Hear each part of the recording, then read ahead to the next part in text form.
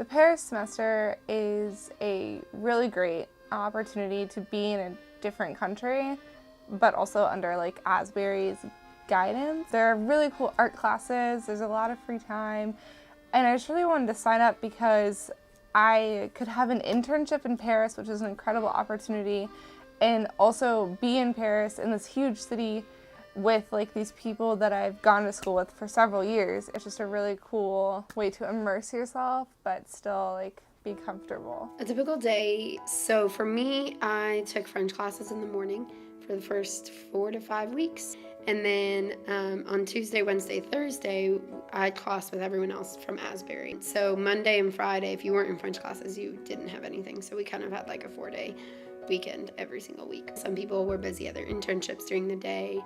Other people just kind of explored the city, would come back with like awesome stories of new places they had gone, new stories of people they had met, would go sit at a cafe for hours and read, just really anything. And then at night after dinner, we would go out and get crepes or walk along the Seine or go sit at the Eiffel Tower.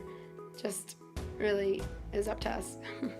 I think that everyone needs to get away from the nature of a small rural campus, if at all possible, to glimpse the larger world. You know, I love our campus. This is a great home base. I think everyone should start here. And yet in our mission, we talk as a university about starting at Asbury, but impacting the world at large. And so that launch has to begin somewhere. And Paris, even as opposed to a smaller town in France, is much less idyllic, but much more, let's say, gritty in a way that prepares you for further global travel. It was really hard to adapt. There were a lot of social rules that are obviously a lot different than in America because it is such a different culture.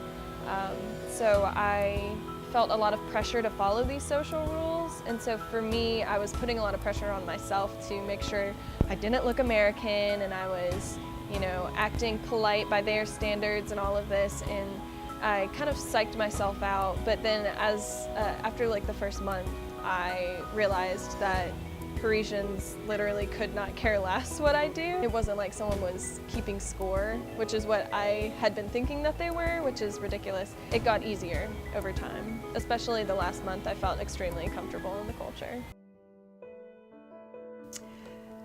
I learned an awful lot from the students. The students were impressive in their maturity. I learned how important relationships would be for each cohort. When everything familiar is taken away, all of us experience crisis on one level or another. But the guarantee is that everyone will experience personal crisis, homesickness, loneliness, an illness when you're far from home. A great deal of, I think the biggest word is intimidation. Because the word intimidation would be the all, I think, encompassing word to describe what it feels like to be in France as an American. What I learned is, as all of that's going on, how important it is to have some core foundational relationships among the group members, having an Asbury faculty member there, someone who knows the language, can speak to the culture with authority, and therefore gives the student a sense of comfort. So I found myself in a position, not often, but fairly regularly, of needing to exercise my authority in the culture, because I know it very well, to stand up for students. And so that relationship that I offer them is central. Now out of that, they can launch. I think the biggest lesson I learned is probably that I am capable, which sounds kind of silly, but I just remember so clearly when I was sitting with my mom when we booked my plane tickets, you know, for my going ticket and my return ticket. So I was looking at both of the itineraries, and I was thinking about how different my journey would be going there than it would be coming back, and how much I would learn on my way back. And I was so scared to even just fly to Paris, let alone like flying while I was in Paris, or like living in Paris, but just like even the first step of getting on the plane from America to France was terrifying. Biggest lesson I learned, I think, was to try things that make you nervous and that make you scared. Like, if you think of something and it's like, oh no, probably not, because that'll make me uncomfortable and that's gonna be awkward, or I don't know those people, I don't want to do that. I learned to just fully embrace those situations, and I learned that it's okay to look really dumb, and that it's okay if you do something on your own and no one is there with you. And I think the moments that I did that and I stepped out on my own, those are like my favorite memories. My favorite thing is seeing students transform from day one until the end. I was fairly amazed to watch how much people grew and how much they loved being there. I truly see students change. I mean, literally, the way they conduct themselves, the way they present themselves to the world becomes much more deliberate and serious and confident. And we usually laugh about it. If you can survive Paris semester, the rest of life's a breeze. I mean, everybody got back here.